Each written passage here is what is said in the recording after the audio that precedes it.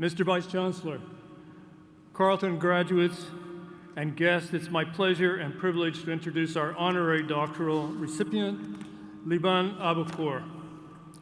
Liban Abokor is an accomplished nonprofit executive who guides organizations in creating data-driven, evidence-based interventions and programs as the founder and managing director of Reimagined Labs. Moreover, he co-authored the report, Unfunded Black Communities Overlooked by Canadian Philanthropy, and co-founded the Foundation for Black Communities, which successfully raised over $200 million toward an endowment supporting Black-led nonprofits. Currently, Abokor serves on the boards of the Samara Center for Democracy and the Foundation for Black Communities, and has served on several others, including the Catherine Donnelly Foundation and the Laidlaw Foundation. In addition, he is a fellow at Carleton University's School of Public Policy and Administration, where he shares his knowledge and expertise in nonprofit management, philanthropy, social innovation, and community development.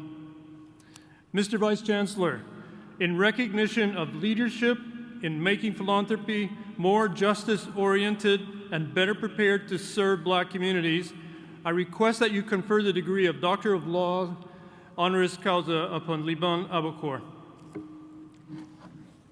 By virtue of the authority vested in me by the Board of Governors, and upon the recommendation of the University Senate, I confer upon you the degree of Doctor of Laws, honoris causa.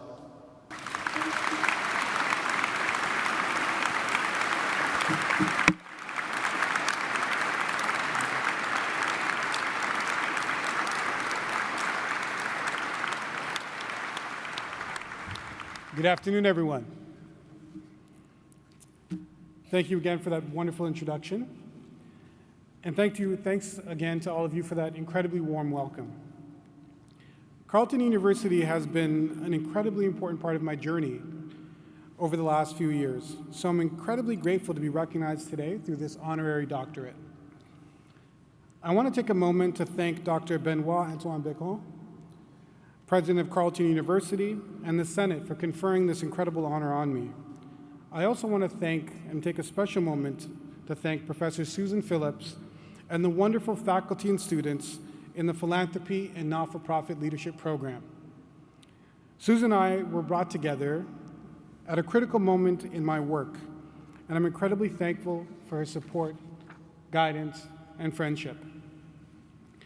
I also want to thank members of the Board of Governors, honored guests, faculty, staff, family. My mother is somewhere here, so hi, Mom. Friends, and especially you, the graduates.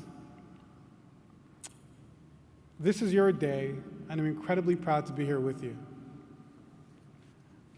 Before I begin, I want to ask a question for the recent graduates. Have you any idea where you'll be when you graduate? Do you know where you'll be in 5 years? Maybe 10? That's a tough question to answer, because at your age and in your position, I could not have imagined where I'd end up. There are relentless winds of technological, social, and economic changes that make the future incredibly hard to imagine. And the same will be true for you. That's why, instead of pinpointing a particular career, industry, or job, I decided to pursue a purpose. And that purpose for me was addressing inequity, the outcome to ensure that no one was ever left behind. While I can't give you the blueprint on how I did that, I'm hopeful that by the end of my speech, I'll have shared 3 suggestions, recommendations, a piece of guidance for how you might consider your own path. But first, for some background. As you heard, I'm the managing partner at a tech startup called Reimagined Labs. I'm also the co-founder of the Foundation for Black Communities.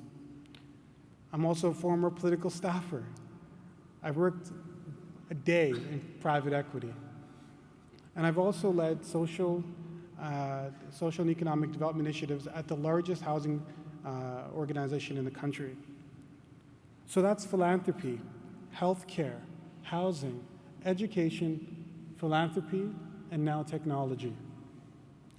As you've probably picked up, my career has been unexpected, evolving, and a winding road. Throughout my journey, however, in each role, I've been motivated by the single question, why should anyone be left behind? Since my very first job as a summer camp counselor, this question has bothered me.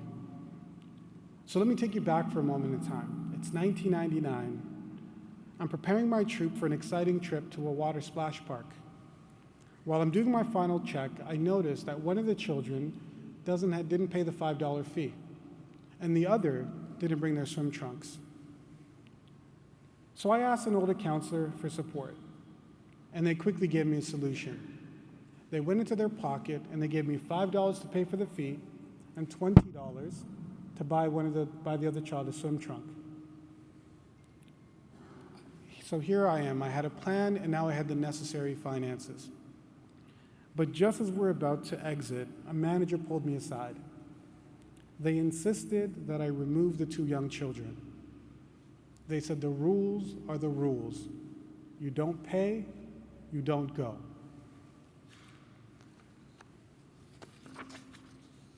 They took the money and removed the children.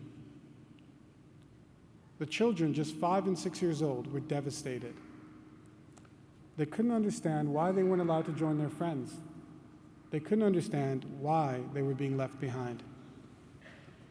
But the reason is simple. Their parents simply could not afford it. Unfortunately, this circumstance was not surprising because poverty was deep, pervasive, and a reality in the community that I grew up in called Regent Park. In that moment, I didn't fully grasp the profound impact that experience would have on me. But since that day, my mission has been to do my part to make sure no one is left behind. And at that point, I thought I found an incredible way to do it. I got a job in government. In fact, I was working in policy for the Ministry of Health in Ontario. However, despite having a seat, and a significant seat at that, I quickly realized I wouldn't have the impact that I was searching for. So determined to make a difference, I moved to the nonprofit sector. I still remember getting that very first grant. I got $1.5 million, more money than I'd ever seen in my life. And I remember saying to someone, not only am I going to make an impact, I'll bring you back change, because I thought I would have so much money to do anything that I wanted. In that role, I got to support Black and racialized youth, connecting them with education and employment opportunities. We were making an impact. We were delivering much-needed solutions, and I was loving it. But as time passed, I noticed a troubling trend. Many of our partners were facing precarious situations. Our discussions shifted from the meaningful work to simply keeping our lights on. You see, the nonprofit sector relies on this incredibly fragmented and inconsistent system of grants. Somehow, though, I'd always managed to get funding. At first, I naively thought that's because I was one of the good ones. So while numerous Black-led organizations were closing their doors, leaving communities without essential support, my organization remained stable. And when leaders at these struggling organizations approached me with their concerns, I dismissed them as complaints of poor leadership, of programs that simply sucked. I thought the system was functioning perfectly fine. After all, I continued to receive funding because, well, as I just said, I was one of the good ones. However, this was the point in the story where reality came crashing down. I finally realized that the initial massive grant was actually hiding the problems of the real world from me, but the cold truth would soon catch up. It's December 2019, and our financial resources are quickly drying, and I have 6 months left. And despite my best efforts, no one would fund my work any longer, even though I thought we were doing well. It turned out my colleagues have been right all along. Access to funding was profoundly unequal, plagued by systematic inequities, and it was based on who you knew and if people cared at that moment. The experience left me with a burning curiosity. Who else was experiencing this problem?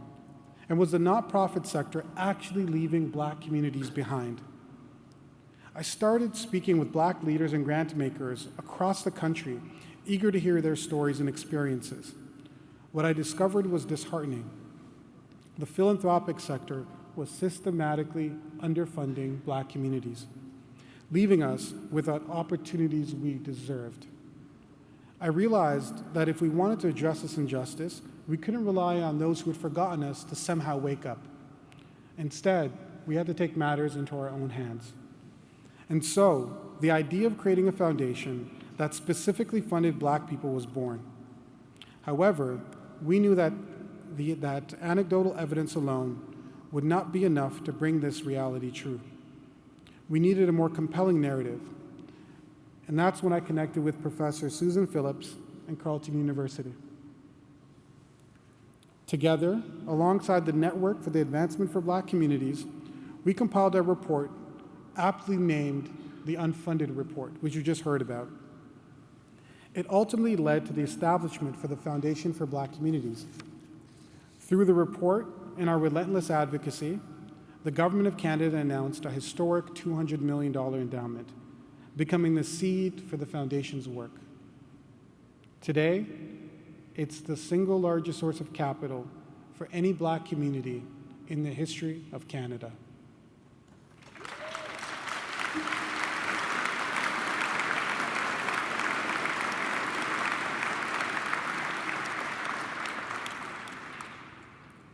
And this is probably where you'd expect my story to end.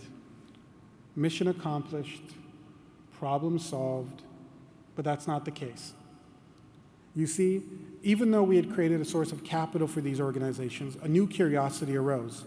Did these funds actually create an impact?